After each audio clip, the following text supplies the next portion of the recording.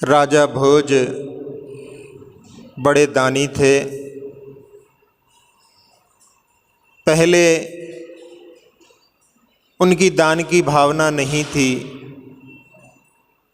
एक बार एक मधुमक्खी उनके हाथ पर बैठी और वो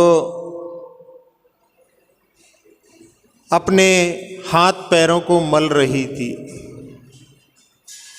उसको देख कर के उन्होंने पूछा कि हाथ पैर क्यों मल रही है।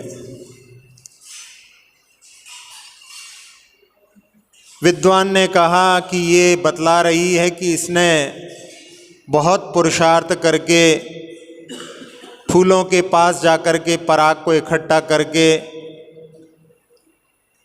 और मधु को एकत्रित किया।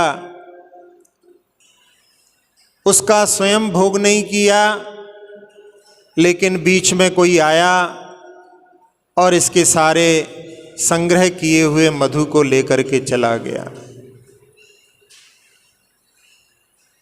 ये हाथ मल करके बता रही है कि धन संपत्ति जो कुछ अर्जन की जाती है, प्राप्त की जाती है, उसका यदि भोग नहीं करते, दान नहीं करते तो वो नष्ट हो जाती है। सुन करके उनको दान की प्रेरणा मिली और वो दान करने लगे। अब अति दान करने लगे तो लोगों ने वहाँ पर उनके लिए समझाने के लिए कहा। जहाँ राजा भोज बैठते थे उनके सामने एक पंक्ति लिख दी कि आपदर्थम धनम रक्षेत। आपदा आदि ना आ जाए, यदि आए तो उसके लिए धन पास में हो तो उसके माध्यम से आपदा को दूर कर सकते हैं। उन्होंने जब उसको पढ़ा तो उनको समझ में आ गया कि हमारे लिए ये लिखा है, और उन्होंने उसके आगे लिख दिया श्रीमताम कुतः आपदः। जो संपत्ति वाले लोग होते हैं उनके पास में आपत्ति कहाँ से आती है। विद्वान ने फिर उसके आगे लिख दिया कुचित देवात समायाति। कभी कोई दुर्भाग्य से आपत्ति आ जाए तो राजा भोज ने उसके आगे लिख दिया संचितोपि विनश्यति। संचित किया हुआ धन भी यदि भाग्य नहीं है तो नष्ट हो जाता है। इसलिए धन संपदा यदि प्राप्त हुई है तो उसको दान के माध्यम से अपने लिए, भविष्य के लिए भी उसके माध्यम से मार्ग निर्माण होता है। राजऋषि अमोघ वर्ष ने प्रश्नोत्तर रत्नमालिका में संबंधित 2 प्रश्न रखे हैं। किम दानम अनाकांक्षम। दान क्या है जिसमें कोई आकांक्षा ना हो। यदि दान नाम के लिए किया जाता है तो वो भी सही दान नहीं कहलाता।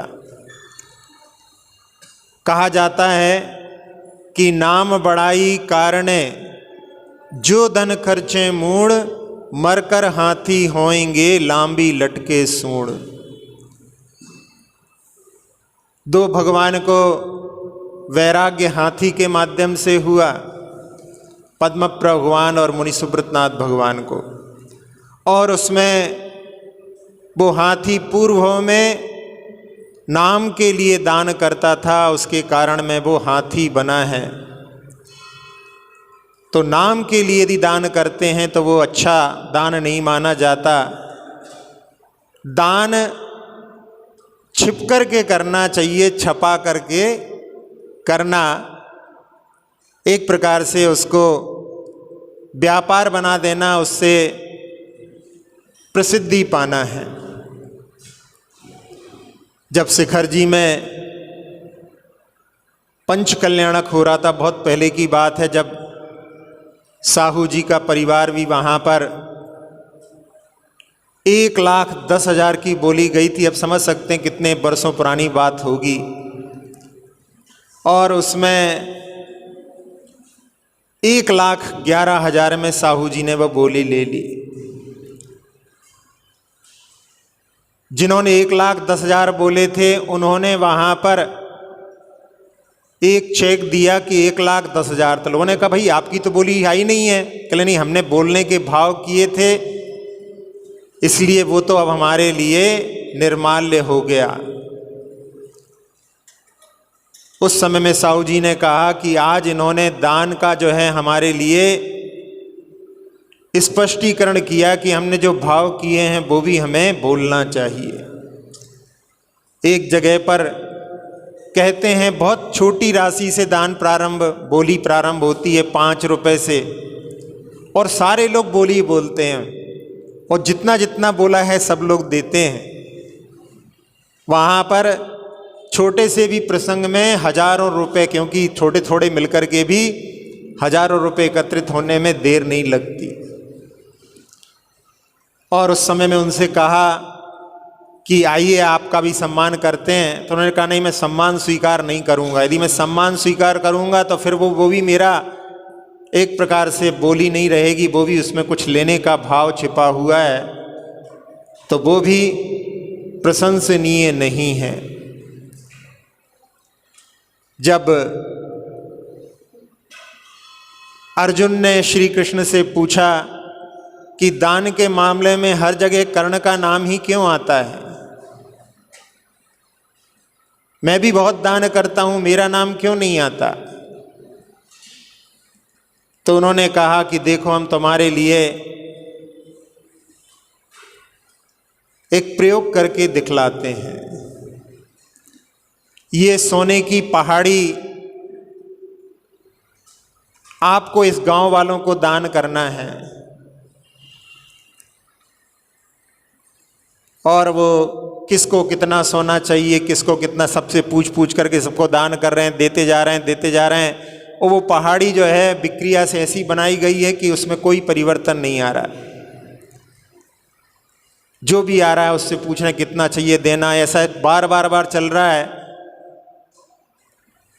और जब कर्ण के लिए वो पहाड़ी दी गई तो उन्होंने गांव वालों को बुला करके कहा कि भैया जिसको जितना चाहिए उतना ले जाना, हमने तो इसको दान किया, हमारा काम पूर्ण हुआ।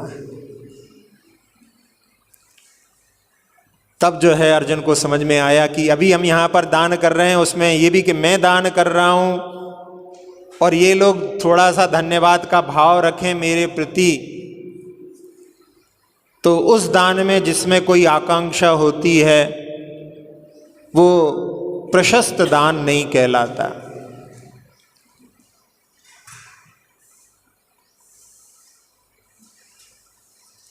जहाँ एक बुंदेलखंड में एक पन्ना रियासत है, वहाँ पर एक अमान नाम के राजा हुए हैं। वो भी बड़े दानी थे। उनको दान करते देख करके एक बार उनकी माँ कहने लगी कि ये हीरे जहाँ पर निकलते हैं वो यदि तुम्हारे लिए पहाड़ी दी जाए तो कितने दिन तक चलेगी, यानी तुम उसका दान कितने दिन तक करते रहोगे? तो अपनी माँ से, राजमाता से वो कहने लगे कि नहीं, हमें तो दान करने में एक समय लगेगा, हम तो कह देंगे ये तुम्हारी हुई, अब वो भले ही उसको बरसों तक खोदते रहें, ये उनका काम है। तो जो अपेक्षा नहीं रखते, आकांक्षा नहीं रखते, वो दान प्रशस्त दान कहलाता है। ऐसा जो है राजर्षि अमोघ वर्ष ने प्रश्नोत्तर रत्न मालिका में लिखा। और दूसरा उन्होंने इसी दान संबंधी लिखा कि त्याग सहितम च वित्तम, यदि वित्त प्राप्त हुआ है, धन प्राप्त हुआ है, तो यदि वो त्याग से युक्त है, यानी उसमें दान की भावना भी है, तो वो दुर्लभ है, ऐसा उन्होंने उसमें कहा। जहाँ बहुत सारे उदाहरण आपको ऐसे देखने मिलेंगे कि जिन्होंने दान करने के लिए आगे बढ़ कर के हमेशा अच्छे कार्यों के लिए धन निकाला। आप लोगों ने ईश्वरचंद विद्यासागर का नाम सुना होगा। उनकी माँ ने जब उन्होंने पूछा धन संपत्ति बहुत हो गई है, मैं तुम्हारे लिए कौन से गहने बनवाऊं, तो उनकी माँ ने कहा कि हमारे लिए 3 गहने बनवा दो, एक विद्यालय खुलवा दो, एक अस्पताल खुलवा दो और एक अनाथालय खुलवा दो। अपने लिए गहने जबकि प्रिय होते हैं, लेकिन उन्होंने ऐसे गहनों को चुना जिसके माध्यम से सबके लिए कल्याण की भावना उससे पुष्ट होती है। एक वकील साहब और बंगाल के हुए, जिनके पिता के ऊपर 10 लाख का कर्ज था और जो निधन को प्राप्त हो गए थे। चाहते तो मुकर जाते, लेकिन उन्होंने कहा नहीं, हम अपने पिता का कर्ज चुकाएंगे। और उन्होंने 10 लाख कमा करके पेपर में घोषणा कर दी कि जिनका जो कर्ज हो वो ले जाएं, और उस धन को उन्होंने कोर्ट में रख दिया। कोई भी लेने के लिए नहीं आया। कोर्ट ने कहा कि भाई कोई लेने नहीं आया तो ये आपका ही है। तो उन्होंने कहा कि हम इस भार से मुक्त हो चुके हैं कि हमारे पिता के ऊपर कोई कर्ज था, अब इसको कोई ले जाए चाहे नहीं ले जाए, आप संभालो या कोई संभाले, लेकिन हम तो इस भार से मुक्त हो चुके हैं। तो त्याग सहितम च वित्तम। एक और कलकत्ता के सेठ थे, दान में इतने ने, मतलब हमेशा कोई भी कुछ कह दे उसमें दान में आगे रहते थे। उनके पास में सिफारिश आई कि एक बच्चे को 10 महीने तक आपको हर महीने पैसे भेजना है। उन्होंने पत्र को जो है पढ़ करके उसको 1 महीने की फीस भेज दी। अगले महीने की फीस नहीं पहुंची तो उनका पत्र फिर से गया। तो उन्होंने कहा कि भाई हम दान करते हैं और दान करने के बाद में जो कुछ डिमांड आई है उसको करने के बाद में उसको फाड़ करके फेंक देते हैं, उसको हम संभाल करके नहीं रखते हैं कि हमने कहाँ पर कितना दान किया। इसलिए आप हमको हर महीने याद दिला दिया करो कि भैया यहाँ पर दान भेजना है। कहते हैं उनके पास में गांधी जी के भी पत्र आए तो उन्होंने उनको भी संभाल करके नहीं रखा।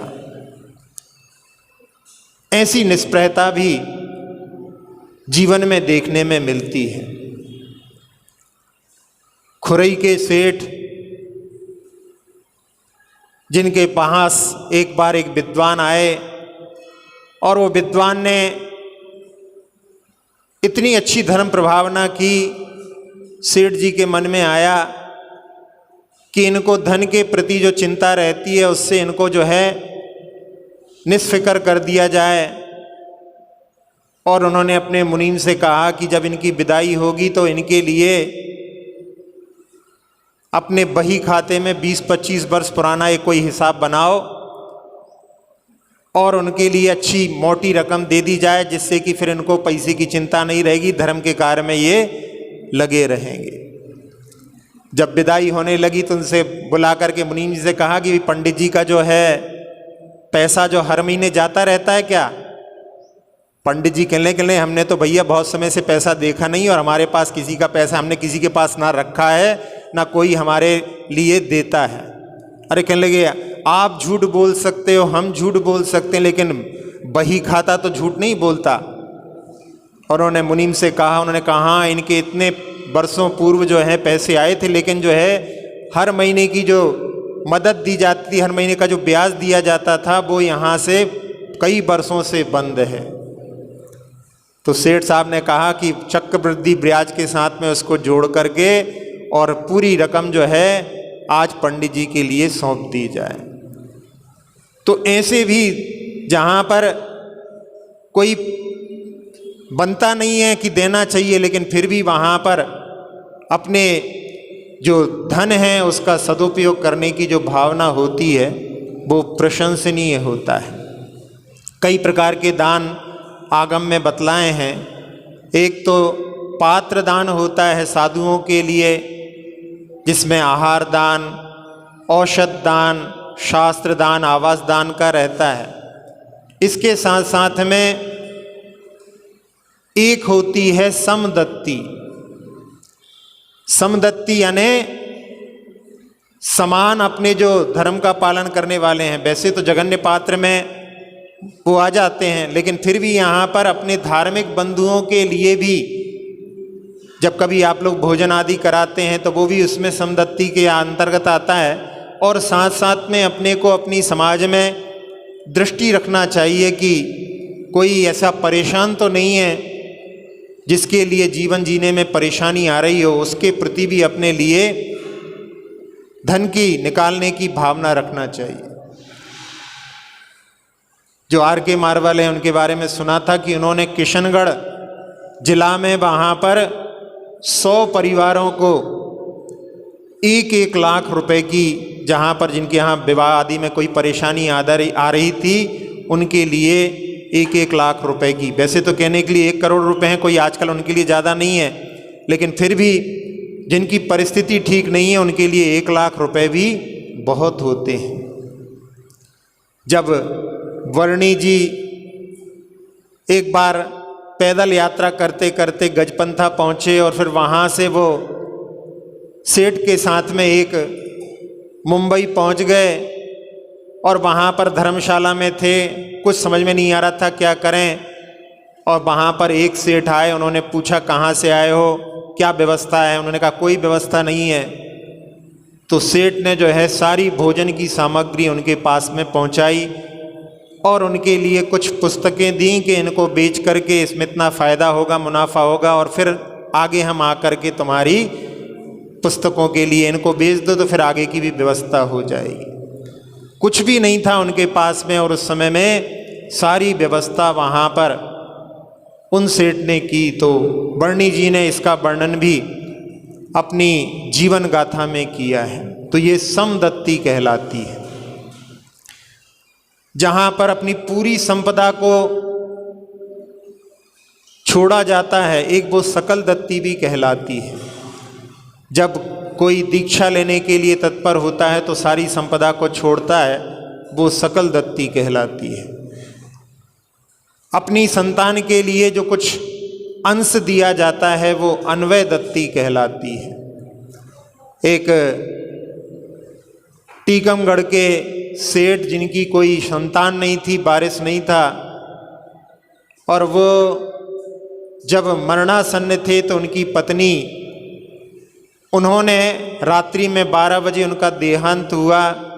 उन्होंने सारी संपदा को, जो कि कई लाखों में थी, अपने आंगन में रख करके और उसके ऊपर हल्दी चावल आदि छिड़क करके, क्योंकि अंग्रेज़ों का ज़माना था उस समय में, जिसका कोई वारिस नहीं होता था वो सारी संपदा रात सात हो जाती थी। कुछ पेंशन जो है उस वृद्धा को, विधवा को मिलती थी। जब उन्होंने इस प्रकार से किया तो उस समय में वहाँ के दीवान ने कि ये धर्म के कार्य में खर्च करना चाहते हैं, इनके लिए पूरा सहयोग राज्य की ओर से दिया जाएगा। और उस समय में पपोरा में उन्होंने एक जिनालय का निर्माण करवाया। उस संपदा के माध्यम से निर्माण हुआ, फिर उसका पंचकल्याणक हुआ, और उस पंचकल्याणक में वहाँ पर लाखों लोग आए थे। और उन बड़गेनी नाम था उनका, जो करने वाली थी वृद्धा, उन्होंने पूरा जो है खर्च दिया था। और उस समय में इतने सारे लोग आए हुए थे, कुएं का पानी सूख गया। ऐसी स्थिति में अब इतने सारे लोगों की व्यवस्था कैसे हो सकती है? पुराना ज़माना था जहाँ पर व्यवस्थाएं करने में बहुत सारी बाधाएं आती थीं। और उस समय में उन्होंने कहा कि मुझे खाट पर बिठा करके कुएं के अंदर उतारो। खाट को बांध करके उनको कुएं के अंदर उतारा, और कुएं के अंदर पहुंच करके उन्होंने वहाँ पर भगवान की आराधना की और कहा कि मेरी लाज रखो, सब काम अच्छे से हो गया है, अंत में ये जो है कलंक मेरे ऊपर ना लग जाए कि इनका पंचकल्याणक खराब हो गया। और उन्होंने वहाँ पर जब इस प्रकार से प्रार्थना की तो कहते हैं कि वहाँ धार फूटी और धीरे धीरे जो है उनको ऊपर ले लिया, क्योंकि पानी बढ़ता जा रहा था। और पंचकल्याणक उनके वहाँ पर सानंद संपन्न हो गए। ये घटना भी वर्णी जी ने अपनी जीवन गाथा में वर्णित की है। तो दान का जहाँ प्रसंग आता है उसमें कई प्रकार के दान होते हैं, और उन दानों को करने में जो है वित्त वही प्रशंसनीय कहलाता है कि जो त्याग से युक्त होता है। विदेशों में भी बहुत सारे ऐसे चैरिटी के काम होते हैं। आजकल बहुत बड़े बड़े जितने भी नंबर 1-2 के धनाढ्य हैं वो सब लोग अपनी संपदा का दान में प्रयोग कर रहे हैं। बहुत सारे फाउंडेशन उनके शिक्षा के संबंधी और भी रोगों संबंधी चल रहे हैं। वॉरेन बफेट जो पहले कभी 1 नंबर रहे हैं, उन्होंने अपनी संपदा का 85% दान में जो है प्रयोग करेंगे, ऐसा उन्होंने संकल्प किया है।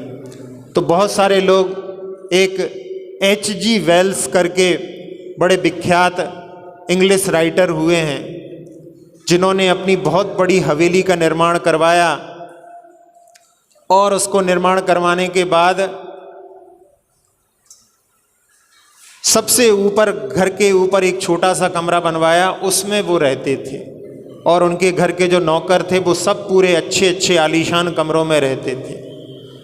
जब उनके मित्र उनसे मिलने आए तो उन्होंने कहा कि आपने ऐसा क्यों किया? तो उन्होंने कहा कि मेरा बचपन जो है बहुत अभावों में बीता है। मैं जानता हूँ कि ये जो भृत्य वर्ग होता है बड़ी परेशानी में जीता है, इसलिए मैंने उनके लिए ये सारी व्यवस्थाएं की हैं। और उन्होंने कहा कि मेरी माँ एक मेहरी यानी घर में काम करने वाली थी, भले ही मैंने बाद में धन को प्राप्त कर लिया है, लेकिन मैं इनकी परेशानियों को जानता हूँ। तो ऐसा वित्त होने के बाद में भी स्वयं जो है साधारण रूप से रह करके अपने भृत्यों के लिए करने वाले होते हैं, उनका नाम भी प्रशंसनीय होता है, उनका नाम भी जो है सब लोगों के द्वारा सम्मान के योग्य हो जाता है। जहाँ दान की बात आती है उसमें आगम में जहाँ वर्णन है, एक वृषभ सेना का नाम आचार्य समंतभद्र स्वामी ने भी लिया है, जिसके शरीर में जो जल स्पर्श होता था उसके जल में ऐसा प्रभाव आ जाता था कि उससे रोग दूर हो जाते थे। उसने कारण क्या था कि पूर्व भव में उसने महाराज के लिए औषधि का दान किया था। ब्राह्मण की पुत्री थी, मंदिर में झाड़ू लगाने का काम करती थी। एक महाराज वहाँ पर ध्यानस्थ थे और उसने महाराज की चर्या को जानती नहीं थी। उसने वहाँ पर जाकर के कहा उनसे कि आप हट जाओ, हमको झाड़ू लगाना है। और महाराज ध्यानस्थ रहे। वहाँ बहुत सारे वृक्ष थे, उनके पत्तों का ढेर लगा हुआ था और महाराज ने उसकी बात नहीं सुनी, तो उसने सारे पत्तों को जो इकट्ठा करके महाराज के ऊपर ही चढ़ा दिया।